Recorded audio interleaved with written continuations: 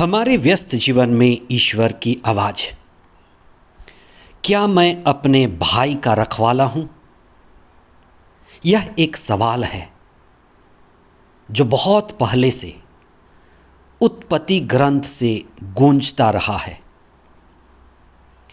जब कैन ने अपने भाई हाबिल की हत्या की थी तो ईश्वर ने कैन से पूछा था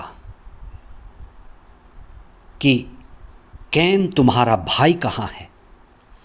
तुम्हारे भाई का रक्त भूमि पर से मुझे पुकार रहा है।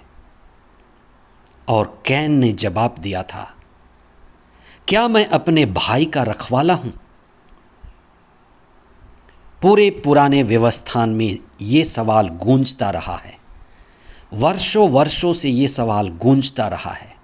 वर्षों वर्षों बाद ईसा ने उसी गूंजते हुए सवाल का जवाब भले समारी के दृष्टांत के द्वारा दिया और कहा, हाँ, तुम तुम्हारे भाई के रखवाले हो, तुम तुम्हारे बहनों के रखवाले हो। आज हम इस पर चिंतन करें। 15वां सामान्य रविवार। विधि विवरण ग्रंथ अध्याय 30 पद संख्याएं 10 से 14 तक। कोलोसियों के नाम संत पौलुस का पत्र अध्याय 1 पद संख्याएं 15 से 20 तक और संत लूकस का सुसमाचार अध्याय 10 पद संख्याएं 25 से 37 तक। ईसा के पास बहुत सारी भीड़ आती थी और ईसा सभी लोगों को दृष्टांत सुनाते थे।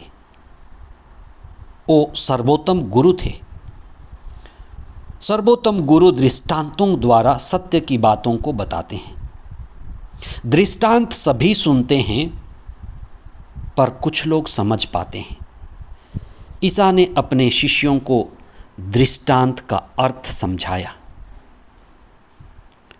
जो समर्पित हैं वही दृष्टांत के अर्थ समझ पाते हैं।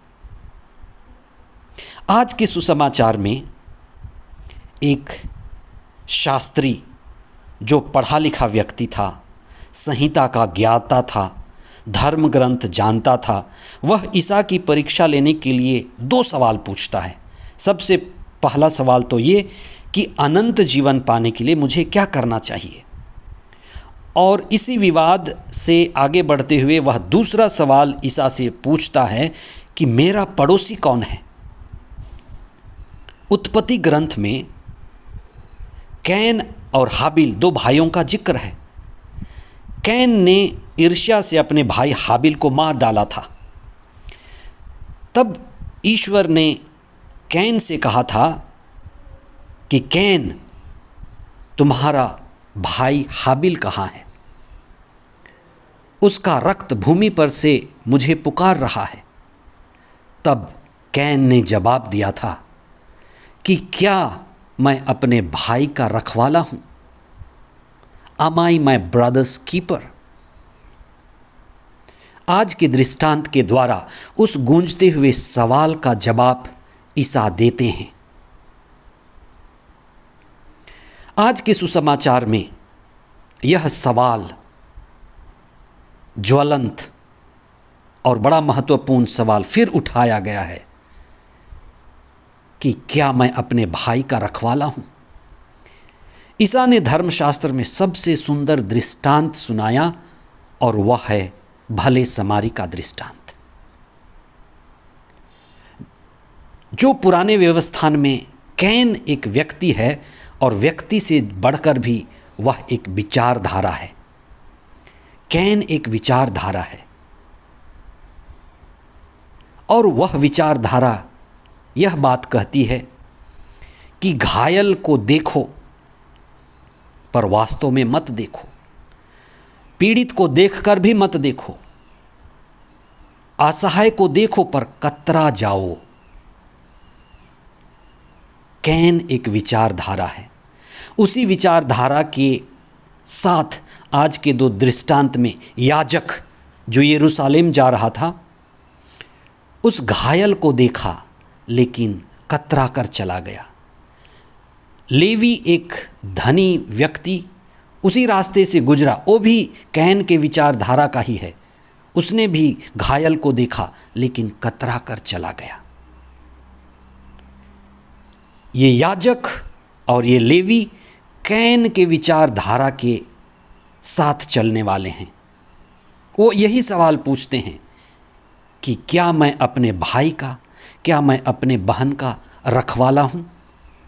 स्वार्थ केंद्रित जीवन, व्यक्तिगत स्वार्थ केंद्रित जीवन, पूंजीवादी विचारधारा, जो मेरा है सिर्फ मेरा है, जो मेरा धन है मेरे लिए है, मेरी शक्ति सिर्फ मेरे लिए, मेरा समय, मेरी सेवा, मेरा संसाधन, जो भी मेरा है वो सिर्फ मेरे लिए है, मेरे स्वार्थ के लिए है।